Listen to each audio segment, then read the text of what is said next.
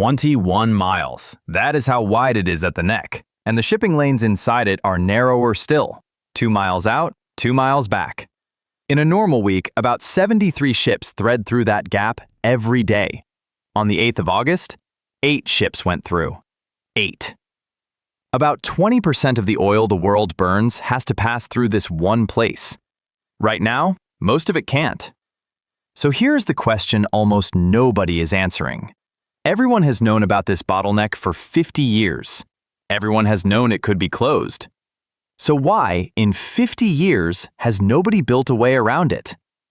They tried. There is a pipeline that took 45 years to finish. There is another that cost $4 billion. And there is a canal on paper with a price tag of $200 billion. This is the story of the plan to make the Strait of Hormuz useless, and the arithmetic that keeps beating it. Start with what actually moves through there, because the number is the whole story. Roughly 21 million barrels of oil a day. About 15 million of that is crude, straight out of the ground. The other 5.5 million is the finished stuff: diesel, jet fuel, fuel oil. On top of that, about a fifth of the world's shipped natural gas. Not 20% of the oil that gets traded by sea, 20% of the oil the entire planet burns, every single day, squeezed through a channel you could see across on a clear morning.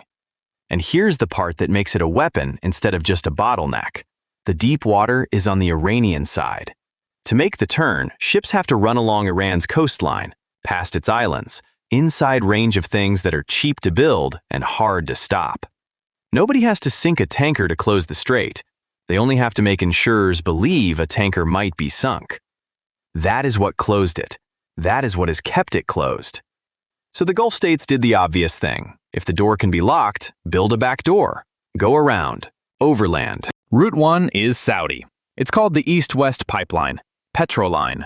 It runs 1,200 kilometers straight across the Arabian Peninsula from the oil fields at Abqaiq on the Gulf Coast to the port of Yanbu on the Red Sea. The Saudis started it in the 1980s for exactly this reason. Iran and Iraq were shooting at each other's tankers in the Gulf at the time. The lesson was learned early. Never have only one exit. For most of its life, Petroline moved about 5 million barrels a day. Then, in March of 2026, Saudi Aramco pushed it to 7. They did it by taking the natural gas liquids line running next to it and flipping it over to crude. That conversion wasn't invented in a panic. It was designed years earlier after drones hit the Abqaiq processing plant in 2019 and took a big share of Saudi output offline in a single morning.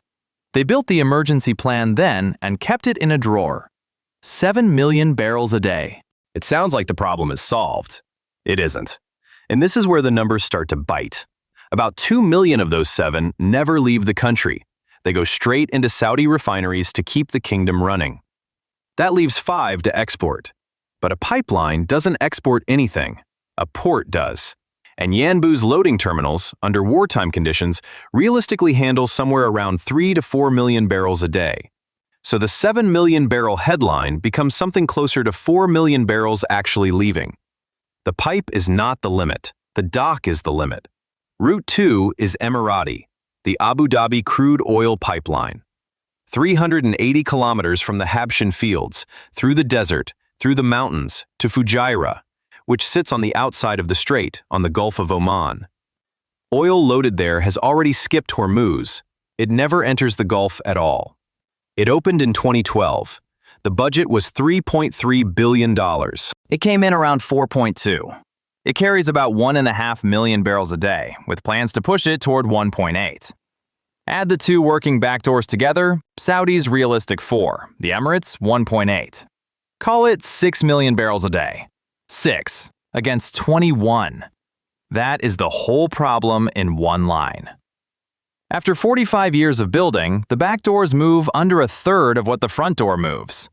15 million barrels a day have nowhere to go.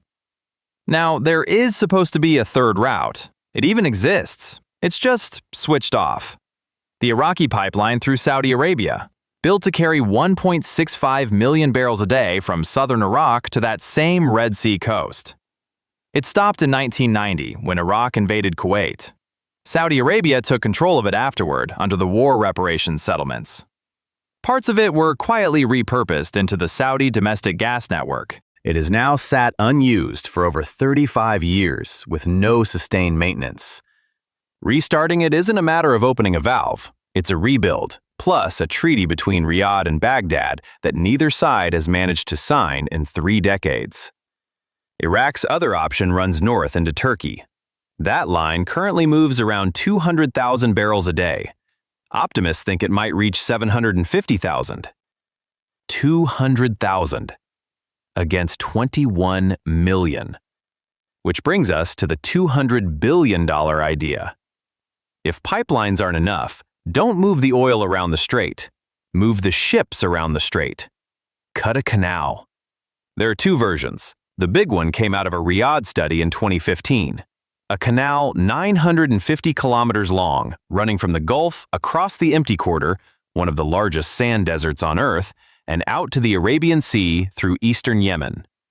150 meters wide, 25 meters deep. The short one is Emirati, 180 kilometers, from the Gulf straight through the Hajjat Mountains out to Fujairah. That is the one carrying the $200 billion estimate, not because of the distance, because of the rock.